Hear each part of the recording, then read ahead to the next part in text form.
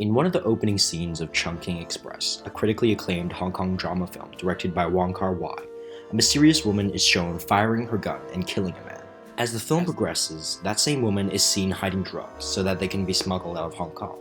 Throughout, we see prostitution, murder, and other shady activities occurring in this den of sin. Wong Kar-wai's images, while not entirely inaccurate for the time period, don't actually tell the full story of Chungking Mansions. However, the activities depicted in this classic film have been implanted in the minds of many locals, convincing them that Chungking Mansions is a place to avoid, a dodgy spot filled with dodgy people doing dodgy things. So I put that notion to the test, and I decided to visit Chungking Mansions to see it for myself. Chungking Mansions today is very different from what it was in the 70s and the 80s.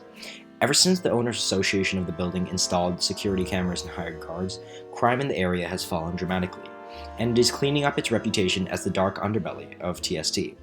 Although it is no longer as dangerous as it may have been, it is still a dense and bustling center of commerce that makes some visitors uneasy.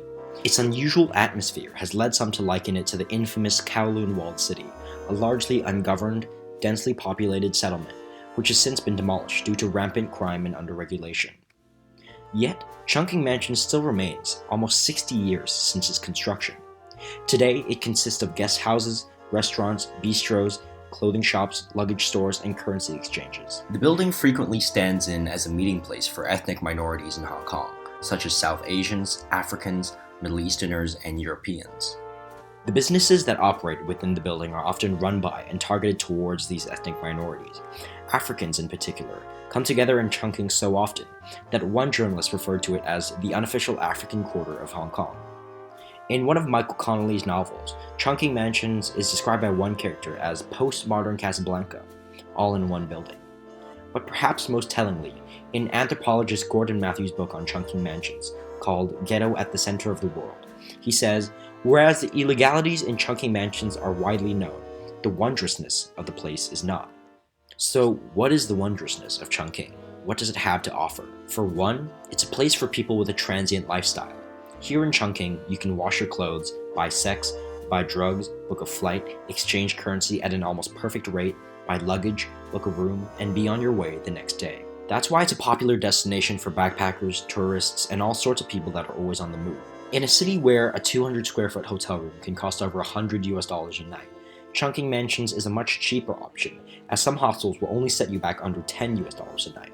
Largely due to this inexpensiveness, some 4,000 people from up to 129 different nations stay in Chungking on any given night, and 10,000 are said to pass through its doors every day. To find out more about Chungking Mansions, I interviewed Gordon Matthews, a professor at CUHK and author of Ghetto at the Center of the World, Chungking Mansions. The key probably to know about Chungking Mansions is that it is a center of the developing world in Hong Kong. Mm-hmm. It is where people from South Asia, Southeast Asia, and Africa will come to see the developed world in Hong Kong. In many places in the world, the developed world and the developing world have a wall between them. Mm-hmm. This is not the case in Chungking Mansions, where people can readily interact. I mean, Hong Kong people go into the building and they can readily interact with people in there and find out about parts of the world that they have known nothing about. Chungking is full of changes throughout its history. Mm-hmm. From being a place in the 60s for, rich Hong Kongers, to being a place in the 80s and 90s for Western hippies, through being a place in the late 90s for developing world workers, through today being mostly for mainland Chinese tourists coming in and staying in guest houses. Mm-hmm.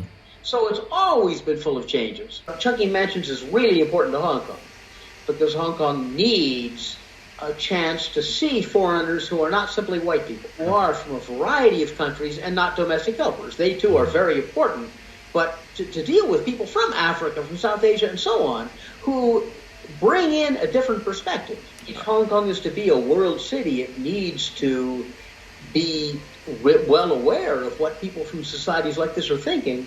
Hong Kong needs Chungking Mansions. Chungking Mansions is many things: an apartment block, a center for nightlife, a haven for immigrants and refugees, and a center of informal global trade. But perhaps most importantly, it's an epicenter of diversity, and a place where people can go to strive for a better life. Though the majority of people who come through the doors of Chungking Mansions come for a quick meal or to stay the night, those who live here, work here, and gather here not only gain a deeper appreciation for other cultures, but they do so because they are ambitious people looking to make their fortune, which they almost certainly will never have, though they will continue to try. In the shadows of the skyscrapers belonging to the truly rich, Chungking Mansions is an oddity, an outlier. It represents different things to different people. Thus, it would be improper to impose a single narrative upon this building. But despite that, it can be agreed that it is a building of great significance, culture, and history, all compacted into a single place, a world within a building.